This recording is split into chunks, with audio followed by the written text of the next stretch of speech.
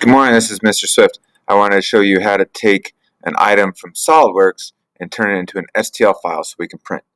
If I look at this is Brian's maze that he designed in Solidworks. We're going to take this and I need to 3D print it.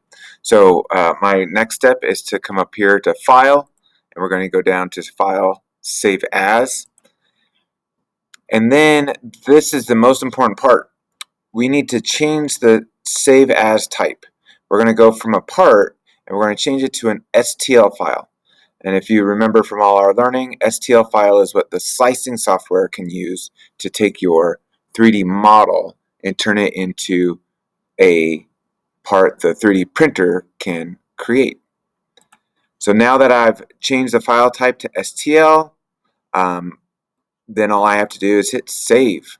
And this is going to go to my exact same place where the part has been created.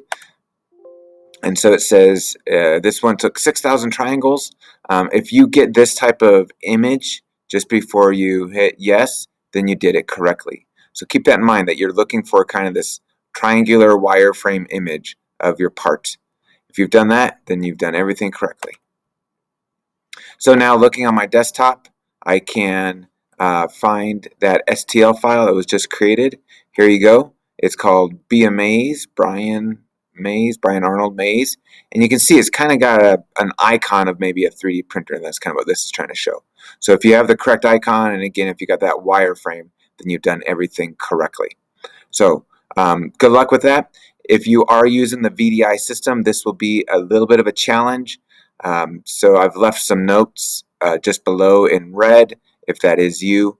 And please let me know if you need any help with that. All right. Good luck, everybody. And again, making sure that you're doing File, Save As, change the file type to STL, and you'll be good to go. Take care.